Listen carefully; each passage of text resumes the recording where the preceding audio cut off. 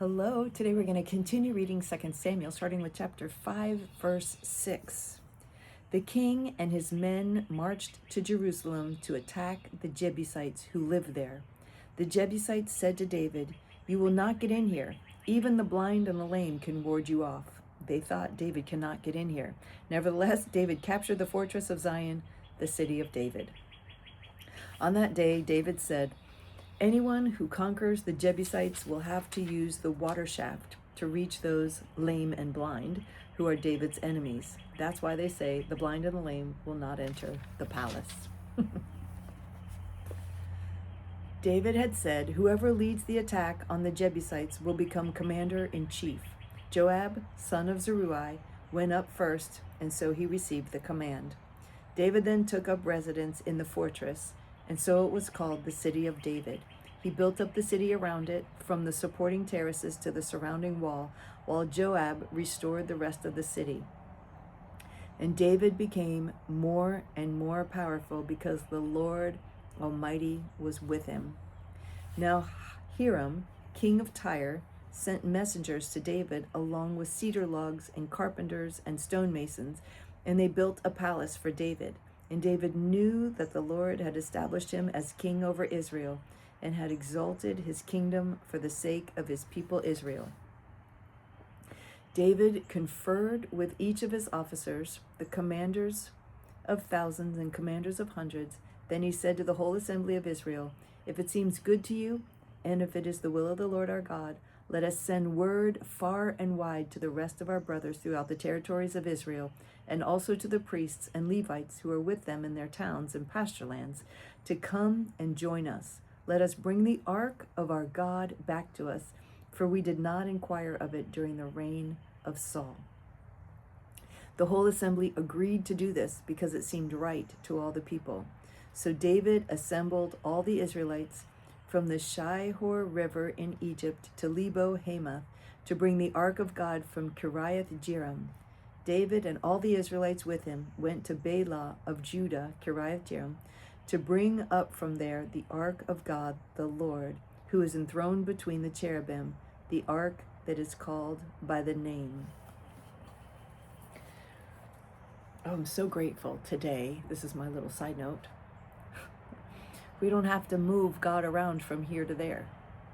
He's always with us. He's omnipresent. He's with us, in us, on us. He's in my home and in your home. He's in my life, my heart, my mind, and your heart, your life, your mind. And so wherever I go, he goes. Wherever you go, he goes. And that is amazing. That is amazing. That I don't have to fear when my children move out and live on their own. I don't have to fear that they're away from the presence of God, which I know is in me, because I know the presence of God is also in them. He's also in them, leading them and guiding them in all truth. So he's also in you, leading you and guiding you in all truth. It's just, I'm just super grateful we don't have to gather around a place to see the presence of God. Okay, so I got a little distracted and I lost where I am. All right, so David assembled all the Israelites from the Shihor River in Egypt to Lebo Hamath to bring back the ark of Kiriath. David and all the Israelites with him went to Bela of Judah, which is Kiriath Jearim, to bring up from there the ark of God, the Lord, who is enthroned between the cherubim, the ark that is called by the name. They moved the ark of God from Abinadab's house on a new cart, with Uzzah and Ahio guiding it. David and all the Israelites were celebrating with all their might before God, with songs and with harps, lyres, tambourines, cymbals, and trumpets. When they came to the threshing floor of Kidon, Uzzah reached out his hand to steady the ark because the oxen stumbled. The Lord's anger burned against Uzzah, and he struck him down because he had put his hand on the ark. So he died there before God. Then David was angry because the Lord's wrath had broken out against Uzzah, and to this day that place is called Perez Uzzah, which means outbreak against Uzzah. David was afraid of God that day and asked, "How can I ever bring the ark of God to me?" He did not take the ark to be with him in the city of David. Instead, he took it aside to the house of Obed Edom, the Gittite. The ark of God remained with the family of Obed Edom in his house for 3 months, and the Lord blessed his household and everything he had. Now that right there, it's my little side note again, is a really good study to follow the name Obed Edom. He was always in a place of blessing. For while the ark of God was living with him, but also for the rest of his life and his generations that followed him, they were always in a place of blessing because they hosted the presence of the Lord. And that's how God is with you. As long as you host the presence of the Lord, it's a choice. You receive him. You say, thank you for living in me. Please come and live in me, live inside of me, and thank him for living inside of you, and commune with him, communicate with him, welcome him. And you'll always live in a place of blessing. You'll always live your life will always be blessed. When the Philistines heard that David had been anointed king over Israel, they went up in full force in search for him. But David heard about it and went out to meet them. Now the Philistines had come and raided the valley of Rephaim. So David inquired of God, shall I go and attack the Philistines? Will you hand them over to me? The Lord answered him, go, I will hand them over to you. So David and his men went up to Baal Perazim, and there he defeated them. He said, as waters break out, God has broken out against my enemies by my hand. So that place was called Baal Perazim, which means the Lord who breaks out. The Philistines had abandoned their gods there, and David gave orders to burn them in the fire. Once more the Philistines raided the valley.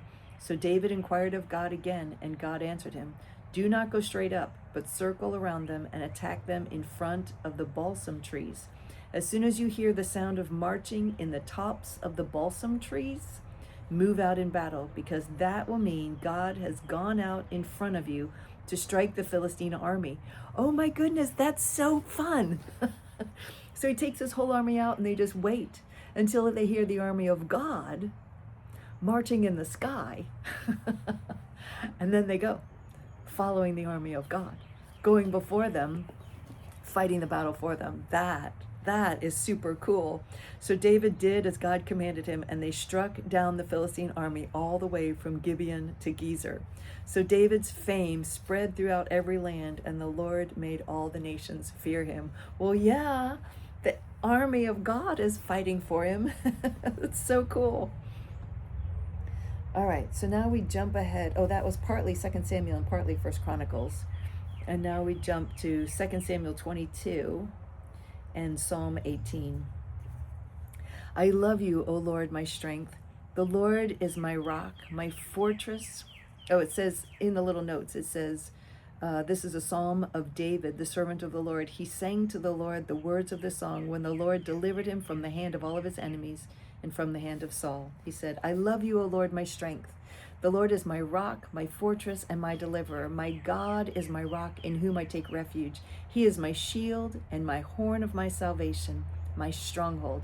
I call to the Lord who is worthy of praise, and I am saved from my enemies. The waves of death swirled around me. The torrents of destruction overwhelmed me. The cords of the grave coiled around me. The snares of death confronted me. In my distress, I called to the Lord. I called out to my God. From his temple, he heard my voice. My cry came to his ears. The earth trembled and quaked. The foundations of the heavens shook. They trembled because he is angry.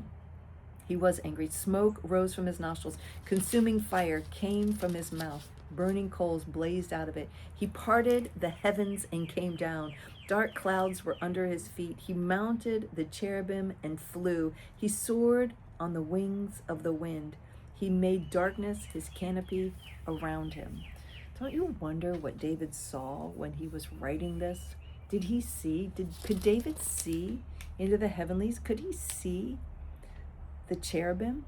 He mounted the cherubim and flew. Could he see God? How did he know that? I think he could see God. The dark rain clouds of the sky. Out of the brightness of his presence, bolts of lightning blazed forth. The Lord thundered from heaven. The voice of the Most High resounded. He shot arrows and scattered the enemies, bolts of lightning and routed them. The valleys of the sea were exposed, and the foundations of the earth laid bare at the rebuke of the Lord, at the blast of breath from his nostrils. He reached down from on high and took hold of me. He drew me out of deep waters. He rescued me from my powerful enemy, from my foes who were too strong for me. They confronted me in the day of my disaster, but the Lord was my support. He brought me out into a spacious place. He rescued me because he delighted in me. The Lord has dealt with me according to my righteousness. According to the cleanness of my hands, he has rewarded me. For I have kept the ways of the Lord. I have not done evil by turning from my God. All his laws are before me. I have not turned away from his decrees. I have been blameless before him and have kept myself from sin. The Lord has rewarded me according to my righteousness, according to my cleanness in his sight. To the faithful, you show yourself faithful. To the blameless, you show yourself blameless. To the pure, you show yourself pure. But to the crooked, you show yourself shrewd. You save the humble, but your eyes are on the haughty to bring them low. You are my lamp, O Lord. The Lord turns my darkness into light. With your help, I can advance against a troop, and with my God, I can scale a wall. As for God, his way is perfect. The way of the Lord is flawless. He is a shield for all who take refuge in him. And who is God besides the Lord? And who is the rock except our God? It is God who arms me with strength and makes my way perfect. He makes my feet like the feet of a deer. He enables me to stand on the heights. He trains my hands for battle. My arms can bend a bow of bronze.